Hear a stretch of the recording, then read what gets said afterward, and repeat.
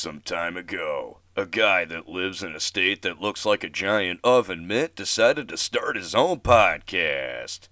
He's cooler than you. His favorite pizza topping is pineapple because he knows it makes you angry. This is CuJo's Corner.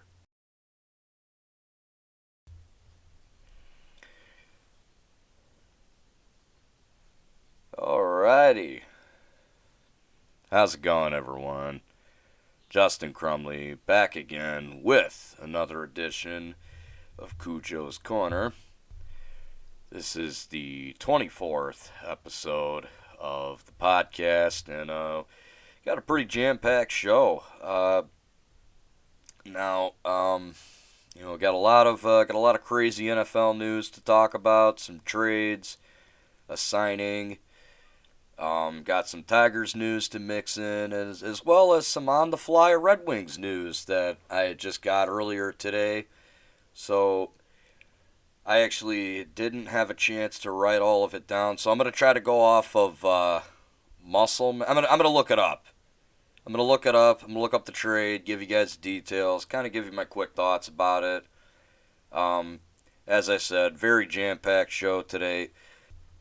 Without wasting any more time, let's just get straight into the podcast, starting with some crazy NFL news. So, the Deshaun Watson saga is finally over. I'm sure everyone is up to speed about this. I'm sure everyone knows he's going to the Cleveland Browns, a team he did not, did not originally want to go to. In fact, I think from what I hear, it was like 2 different times he said no. I mean, Cleveland really had to push for him. They gave him a new contract and everything. Now they're either going to end up releasing Baker Mayfield or they're probably going to trade him.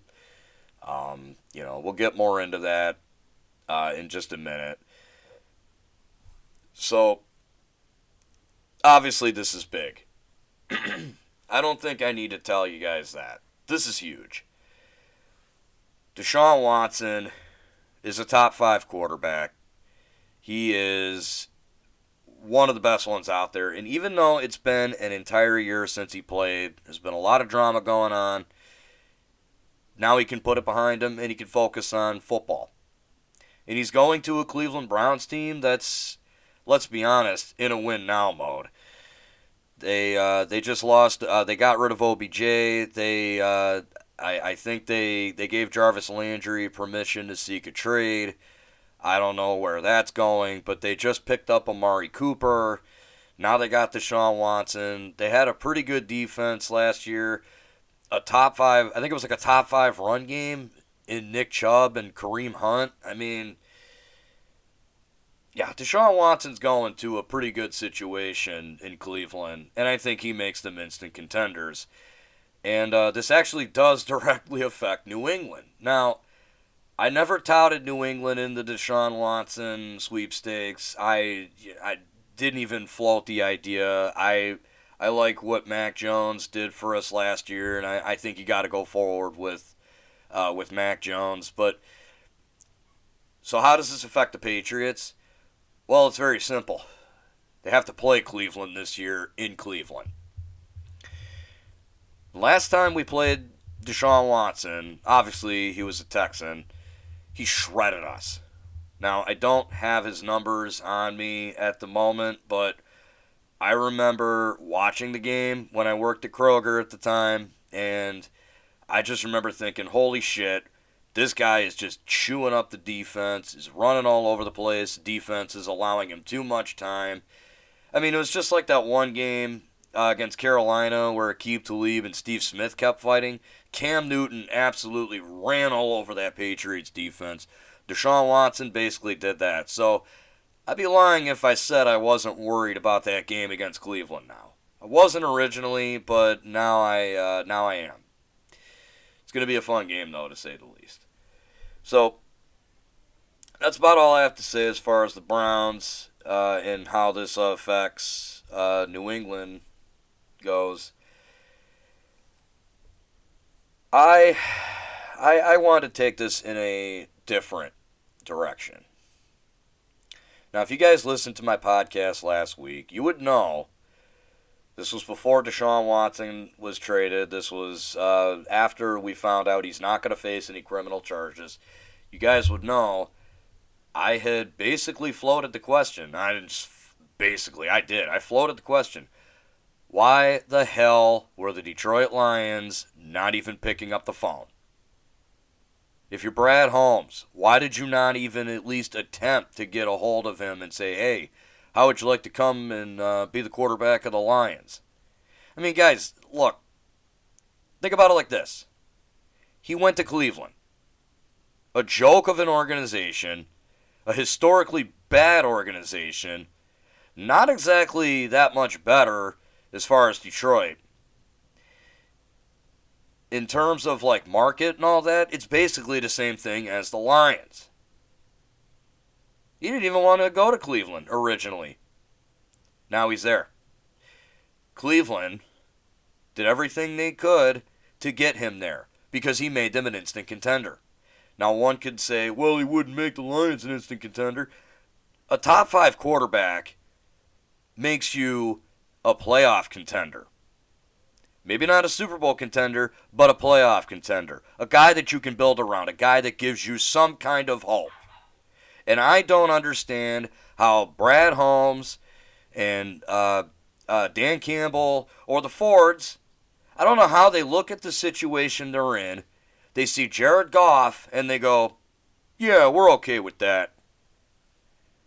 I mean, look, I don't know what next year's draft is going to look like. I don't know when C.J. Stroud and Bryce Young are going to be available. I don't know if that's what they're hanging their hat on.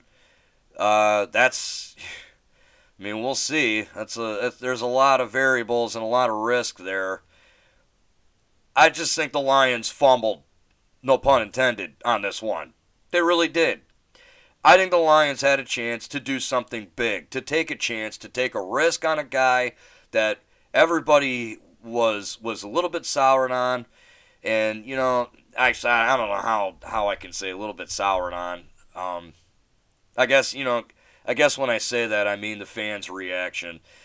Because I was perplexed. I was blown away at the response. When the news broke, he's going to Cleveland.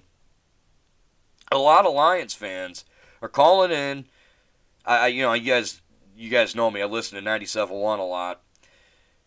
They're calling in and they're saying, "Oh, he's not that good. We don't want that guy here. He's got a bad character." You got to be kidding me. You got to be kidding me. Like, okay, look, no one's asking you to bring him home to mom. No one's asking you to make a role model out of the guy, but he's not going to be criminally charged. At worst, he's a scumbag, and he has to pay out these women. And look, I'm not going to downplay what he allegedly did. If he did it, he should pay. That's terrible. That's not good. But I'm not gonna shut the door on the guy because he did something bad. Look, last week I named 3 players at the Patriots. Each of them had their own set of issues. Rodney Harrison, Randy Moss, and Corey Dillon. I'll give you another example, and this one is it's a little local. Actually, not a little, it is local. Miguel Cabrera. Go look up the laundry list of things that guy has done. Trust me, just go on Google, type in Miguel Cabrera DUI or Miguel Cabrera domestic abuse or drunk. I mean, seriously, the guy's got a checkered past himself. And I'm not bringing this up to take shots at any of these players. I'm bringing this up because it's just kind of a counter for these people that are saying, we can't have Deshaun Watson here. He's a bad person. A lot of bad people play football, And, God, when I don't know, guys. It frustrates me. When I see teams in this town, and mind you, I'm not even a Lions fan. I care about the Lions fairly surface level because they are my hometown team. I hate it when teams that I care about, teams that I root for, don't do the things that I think they should do. Like, when they don't at least try to better themselves. Go out and take risks on guys that might have some people saying, I can't believe they would sign that guy. Like, oh, that dude's such a bad person. Why would they sign him? Just don't even worry about it. Ignore the noise. Oh, they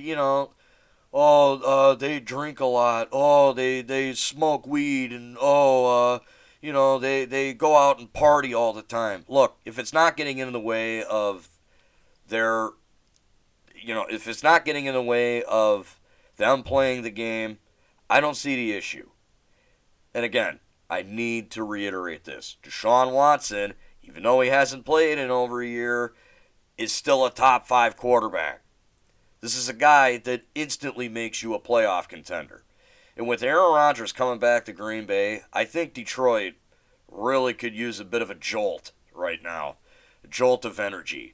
I just think it would have been great, if the Lions had just at least picked up the phone and made a call to Houston, to Nick Caserio, to try and make a deal happen.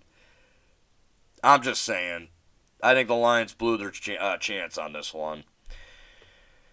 So, but we're going to move on to another thing going on in Cleveland. And that is something I like to call the Cleveland Browns versus Baker Mayfield. So, obviously, in the midst of all this Deshaun Watson stuff going on, that kind of just leaves the question of what are the Browns going to do with Baker Mayfield. I think the answer's simple. It's they'll either release him or they'll trade him. I think the Browns would prefer to trade. Obviously, I think any team would getting rid of this guy was number 1 overall pick, so I'm sure they would love to get a trade going. I had heard, I haven't looked this up or anything, but I had heard that they were looking for a second day, at least a day 2 draft pick, which I think a team that needs a quarterback enough would probably be willing to give up a day 2 draft pick. Look, I was just talking about the Lions. Listen, I don't think Baker Mayfield's too much of an upgrade over Jared Goff, but at least if the Lions made a move at Baker Mayfield, I wouldn't necessarily be against it. I'm not going to die on that hill, but it's not a move I'd be against necessarily for the Lions. If for nothing else, it would create a bit of a quarterback controversy, but yeah. So anyway, back to the Browns and Baker Mayfield. So Baker posted on Instagram like this big farewell thing, like a lot of athletes do when they're retiring or they're leaving the city that they've been playing in for most of their career. It was strange to say the least, because at that point we hadn't known what was happening with Deshaun Watson.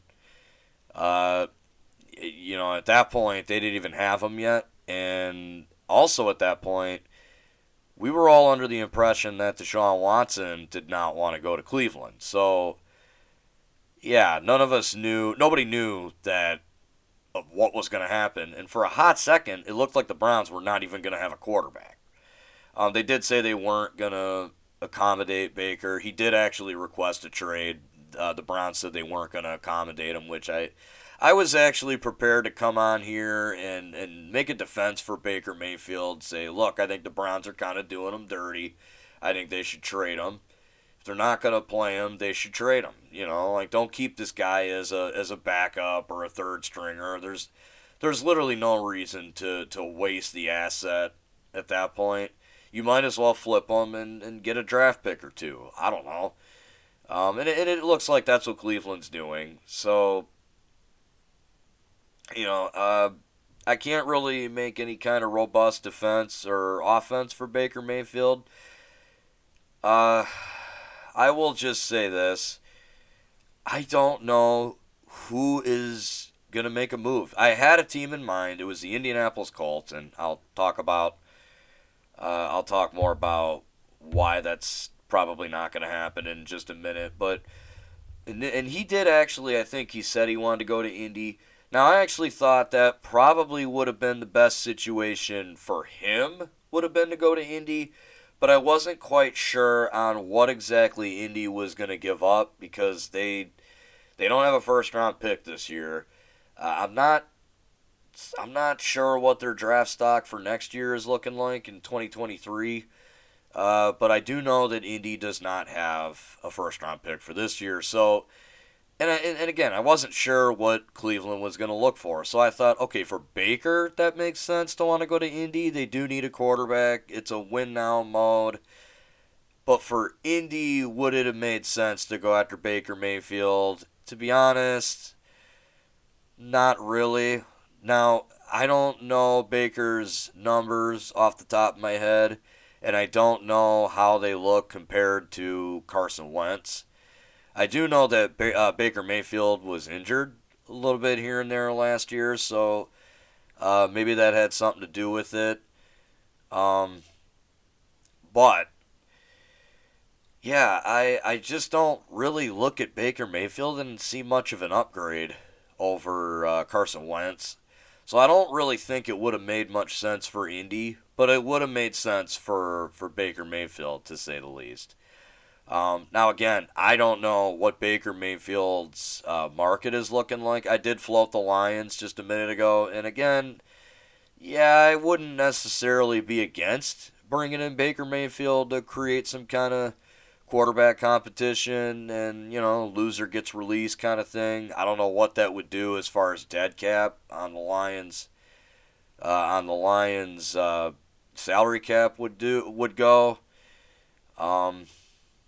But I do know that Baker is still on his rookie contract. I think it's this next upcoming football season is his last year. So again, I don't really know, and I hate to kind of do this to you guys, but I don't know where else to take this Baker Mayfield story. I kind of feel bad about him. About him. I kind of feel bad for him. Jeez, I can't English today, apparently. I kind of feel bad for the guy. Like, there's a part of me that, I never like seeing players, especially number one overall picks. I never like seeing them not succeed, but I don't know. Look, that's just the NFL for you. It's the way the cookie crumbles.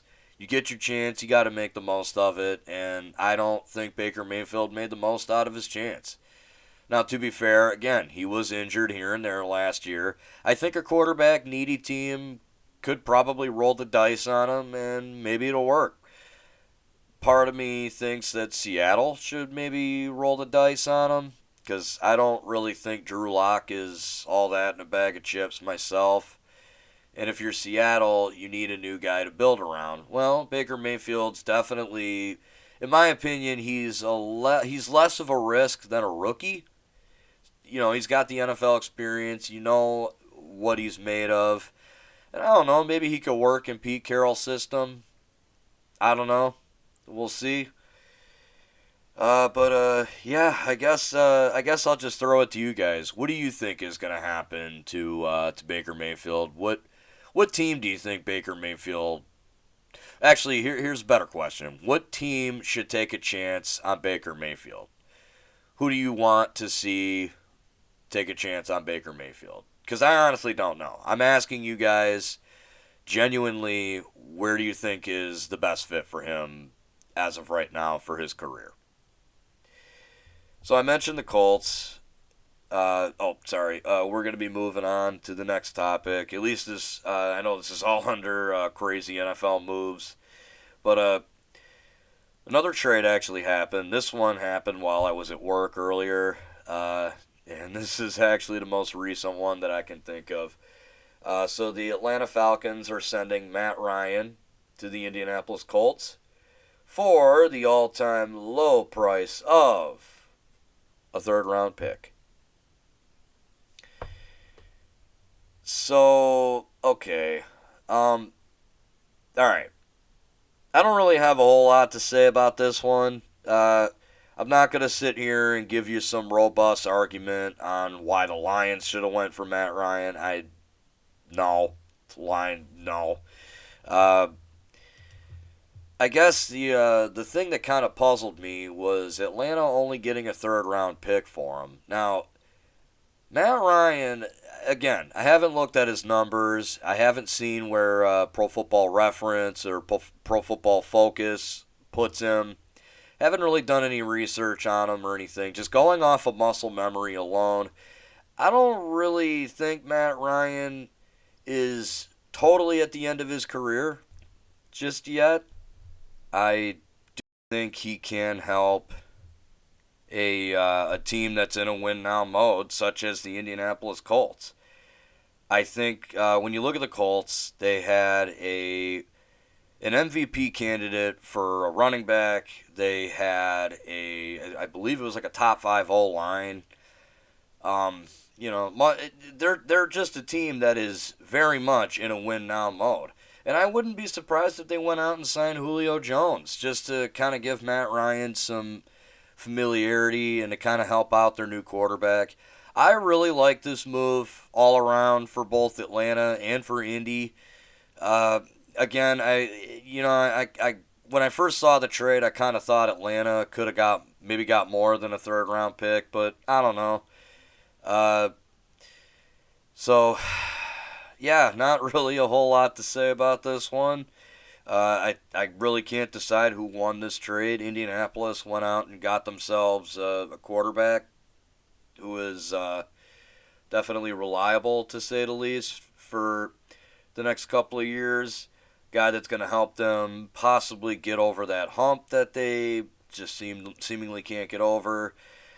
And as far as Atlanta goes, they're not going to have to look very far. They did just sign Marcus Mariota as soon as they traded Matt Ryan.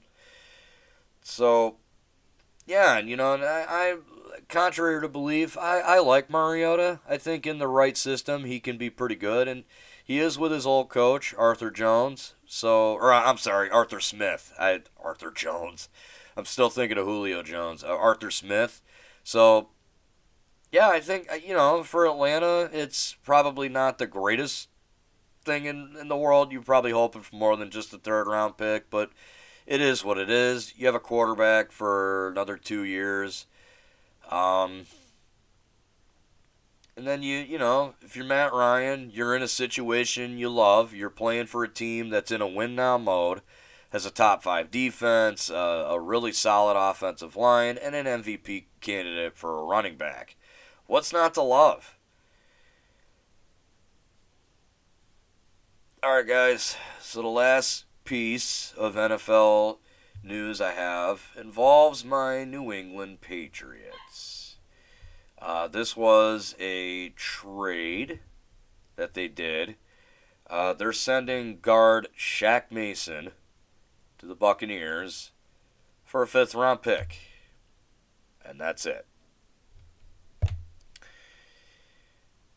Okay.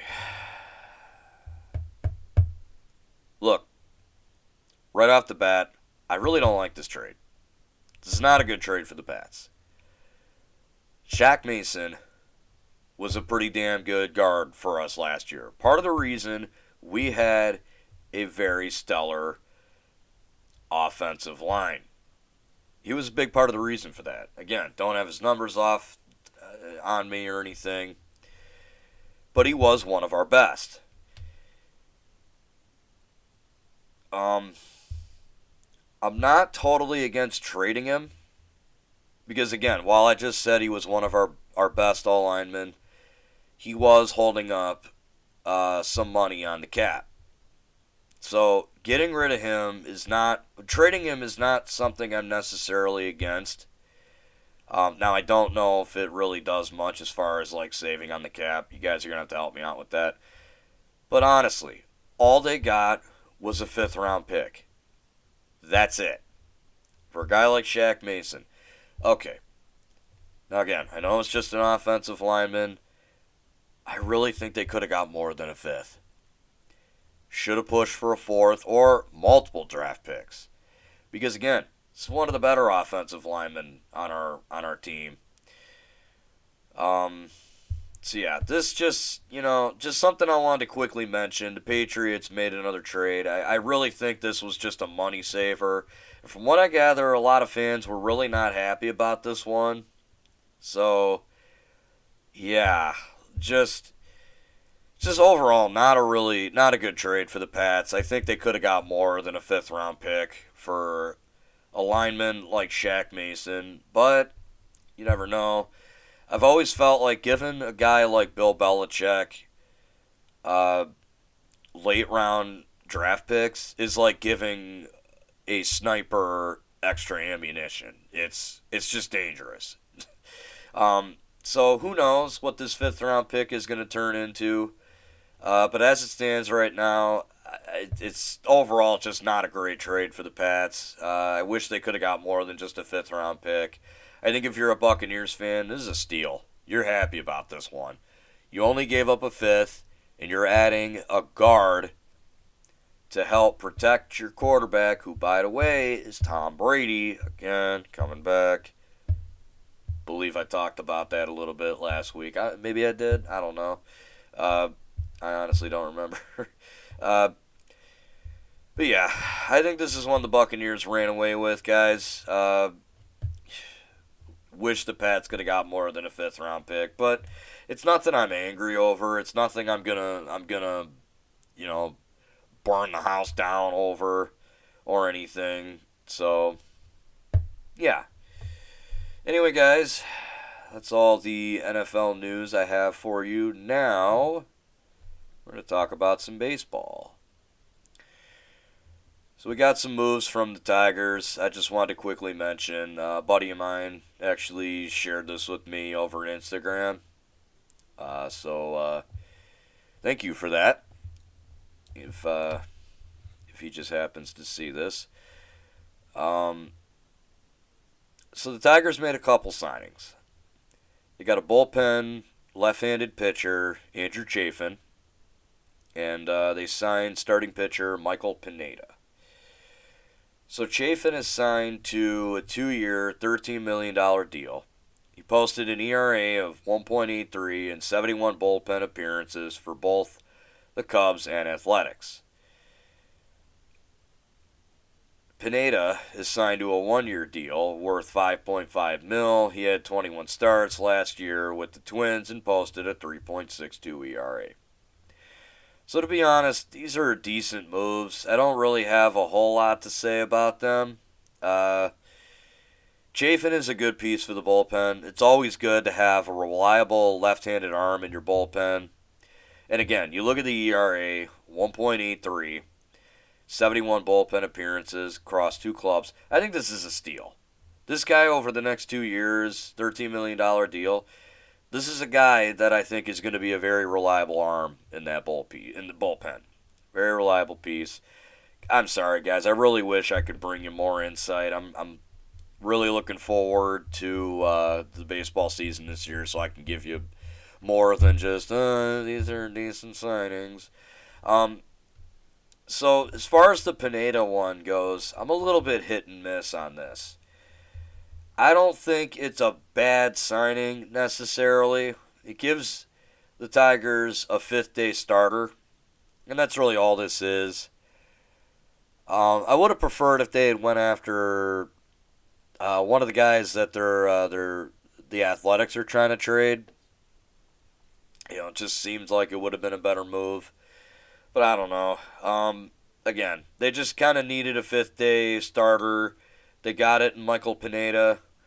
So we'll see where it goes. To be honest, guys, I'm not too hopeful for the Tigers this year. And I'll get into it. I'll get into why I'm not. But, yeah, I mean, I'm trying to be as optimistic as I can with this. These moves are decent at best. I mean, yeah. So the next thing I want to talk about involving baseball is Carlos Correa. Now, I know I've been talking about Carlos Correa for way too long now. I've been talking about why the Tigers should go after him. Well, much like the Deshaun Watson saga, his saga also has ended.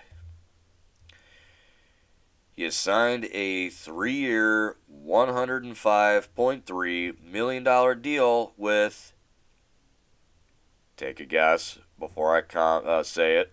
Throw it in the comment section below before you hear it.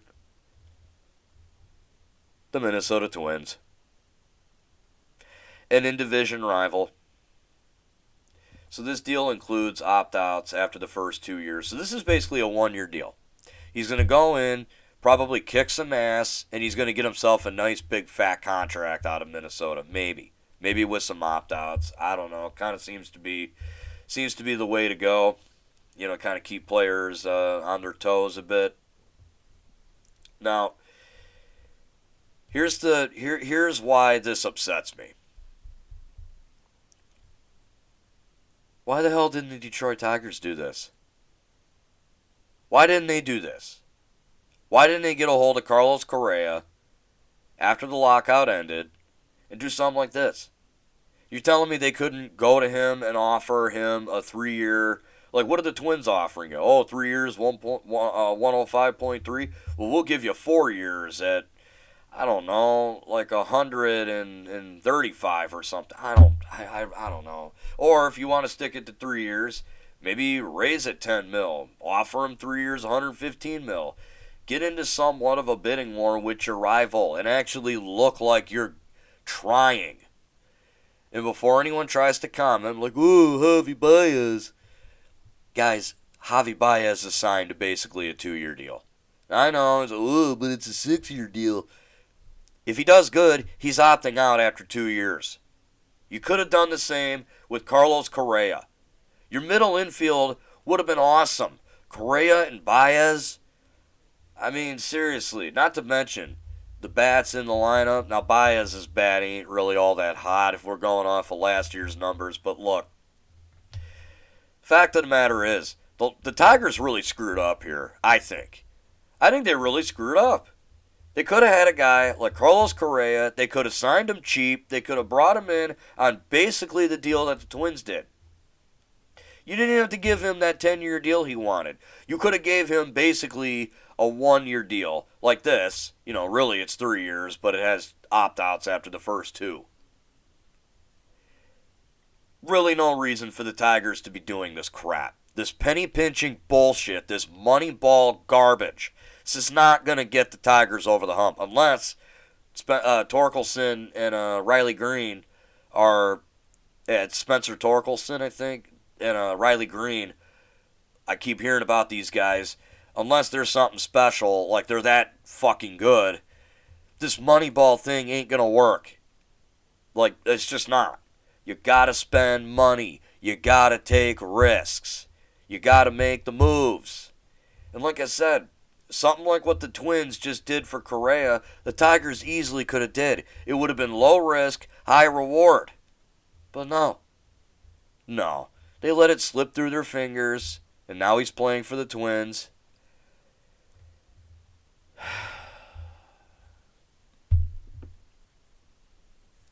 Oh my God. Guys, I guess the most frustrating thing about this is he went to a division rival. He literally could bite us in the ass. And the Tigers, they have a manager like A.J. Hinch, very good manager, managed to, I don't know how many wins they had last year, like what, 77, 78, something like that. Managed to pull a roster that had barely above water, barely had their head above water, and he managed to go almost 500 with them. This is a guy you don't want to lose. Now, how do you hold on to a guy like A.J. Hinch? You spend the money. You give him the players. You give him the tools to do what he wants to do. This is a man who's trying to rebuild his career after everybody started calling him a cheater and whatnot. Like, oh, you cheated. You were part of the Astros scandal. Blah. Guys like that have a chip on their shoulders. They want to go out there and they want to win. I root for a team that watched it happen. I'm listening to the audiobook. It's Better to Be Feared on Audible right now. The New England Patriots, Spygate, Deflategate. I've seen my team go through this. Teams like that have a chip on their shoulders. Guys like that have a chip on their shoulders.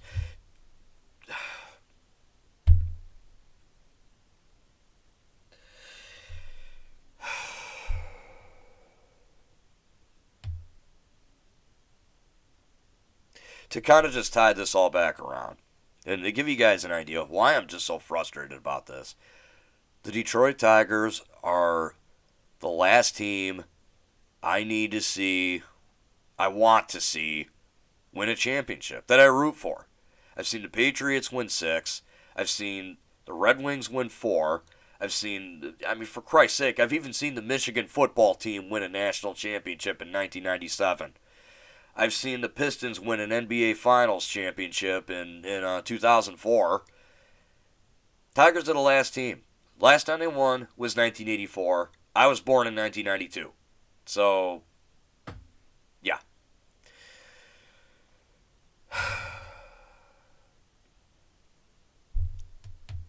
It feels like, and I don't know how this sounds, but it feels like we're so close, yet so far away. I don't know. The whole thing just frustrates me, and yeah. Kind of want to talk about the Detroit Red Wings now.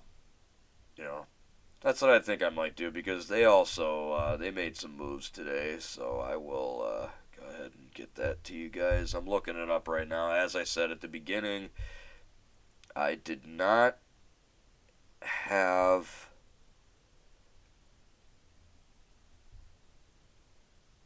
I didn't have much of a chance to look into it. Okay, so here's an article from Deed Hockey Now, Det Hockey Now. I don't know how that Detroit Hockey Now. Day goes as expected. Red Wings add picks and players. Okay, there was no magic, no surprise deal like Anthony Mantha for Jacob Vrana and draft picks, but Yzerman turned in his usual solid performance. Okay, here we go. So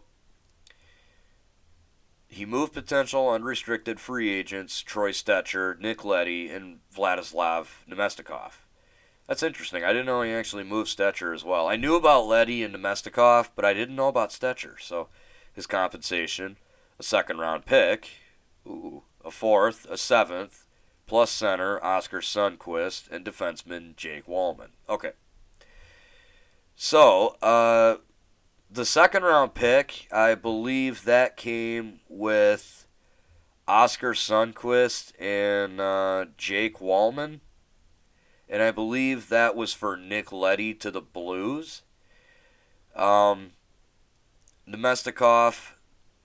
I believe they sent him to the Dallas Stars and got a fourth-round pick. And Troy Stecher for the seventh. Now, I don't know where Stecher went. Let's see. Detroit Red Wings. I'm going to look up Troy Stecher. You guys are listening to me, type it into my phone. In real time as I'm recording this. Oh, they traded him to Los Angeles. Okay. For a draft pick. Okay. Troy Stecher's time at Detroit is officially over. The Detroit Red Wings are trading the 27-year-old defenseman to the Los Angeles Kings for a draft pick. Yep, 7th-round pick in the 2022 NHL entry draft from the Los Angeles Kings in exchange for defenseman Troy Stecher. Okay, so admittedly, I don't know a lot about the players.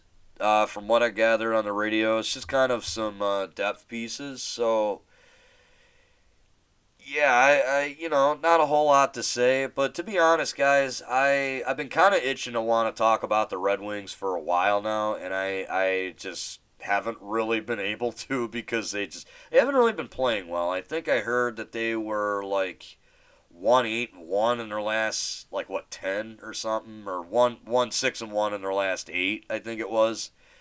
Yeah, I think it was 1-6-1 in their last 8. They've not been playing well, and I have been watching. they haven't really given me much of a reason to talk about them. Uh, so yeah, these trades were about what I expected. I really didn't think the Red Wings were going to make any splashes in at the trade deadline. Seems like all they did was just load it up on some draft picks, got a couple of depth pieces, and really just kind of did more for the future, which I think is necessary. They could, flip these picks for players. I hate to be one of those guys, but I kind of give Steve Yzerman a pass. I trust the Yzer plan kind of thing. But yeah, it was good to see a Detroit team making a move at some point that didn't make me mad or kind of irritated. Now, to be fair to the Tigers, I did really like the Andrew Chafin signing. Everything I've read about it was nothing but positive. The Michael Pineda signing, kind of hit and miss on. I think I'd rather have the guy that they were trying to get from Oakland, but hey, I'll take this. I really think the Lions shat the bed by not even trying to go for Deshaun Watson. So yeah. Anyway, guys, you can go ahead and let me know what you think of the Red Wings. What kind of deal you think they made here? What do you think of it? Deals, I should say, not deal, but deals. Probably a stupid question to ask, but which one do you think was the best? If you guys know anything about these other players, by all means, let me know. Like, please, I want to know more. So, yeah, with all that said, I'm going to go ahead and move on to the embarrassing story, and we're going to go ahead and wrap things up.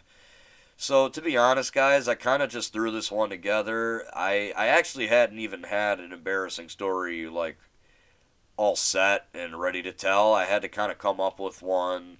Not come up with one, but, like, think of one, like, on the fly.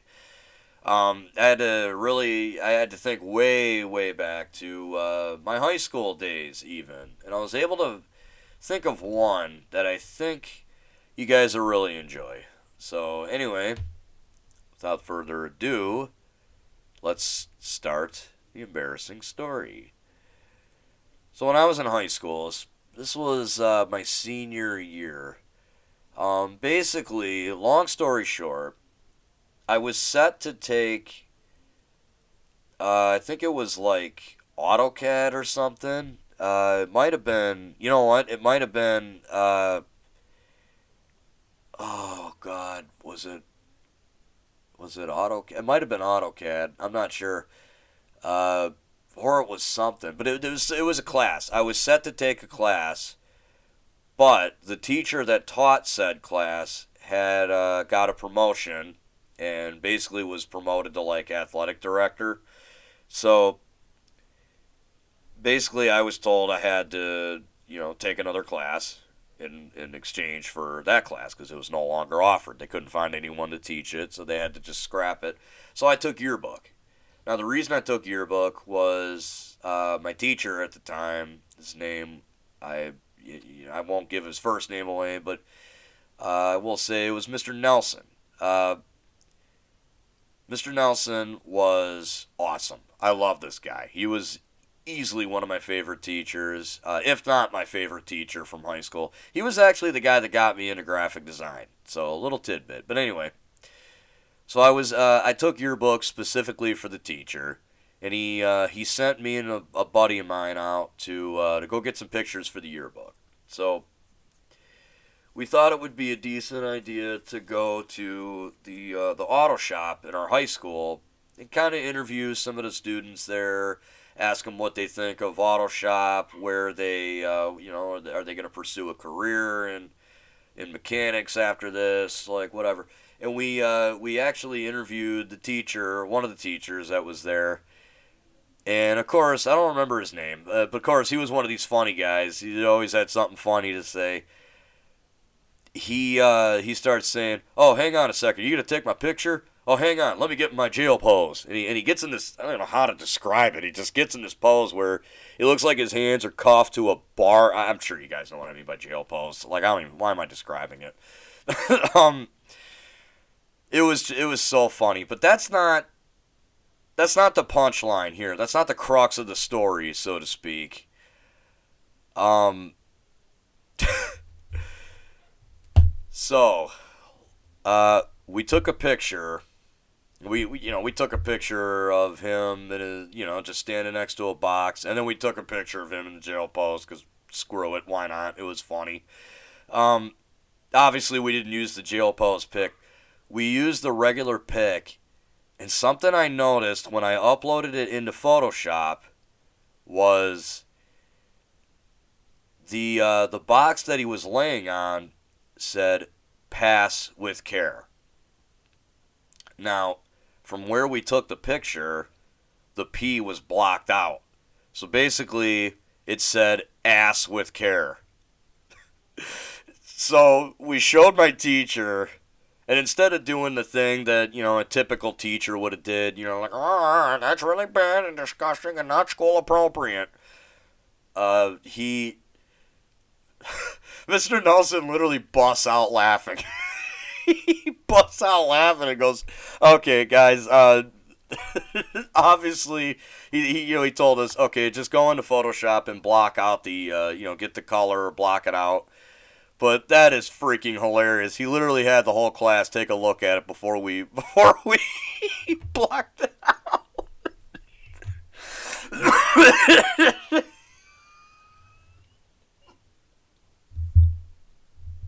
I probably laughed too hard at that, but like seriously, it was the most unexpected response I ever could have gotten out of a teacher. It was so freaking random. And to make matters worse, I'll give you guys a little extra. I'm not sure if this was the same day, but it was definitely the same class. We got topped as far as like funniest accidental pick. I can't believe I'm gonna tell this part, but somebody else had gotten a story of like the picture of like the men's swim team, the swim meet from the night before, and I don't know if this was a swimmer from the opposing school or somebody from where I went to school. Um,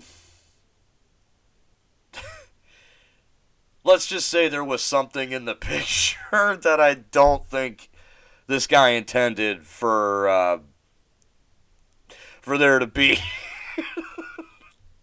I'll explain it like this. My buddy, literally, the only thing he could do was follow up by saying a joke that went along the lines of, damn, he must have won his race by an inch.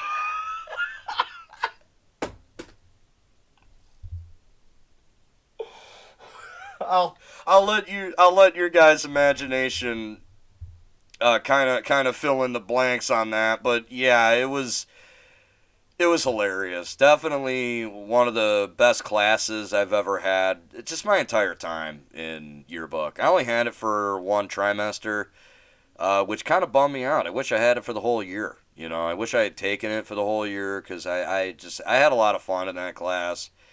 And like I said, I took it for the teacher. Little fun fact: that teacher actually wrote me a letter of recommendation to where I went to school after high school. I went to kind of give you guys an idea. I went to trade school after I graduated high school. I went to trade school.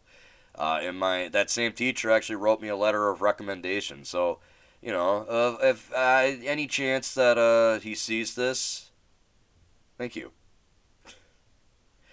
So anyway, guys, I'm gonna go ahead and wrap things up on that note. Um, Feel free to let me know your thoughts, your opinions down below on everything that we talked about on this edition of CuJo's Corner. And as always, until next time, stay awesome. If you enjoyed this video from CuJo Productions, please consider subscribing, check out my Redbubble page for all my merch, and hit the bell icon so that you're notified for every time I upload a video. As always, stay awesome, guys.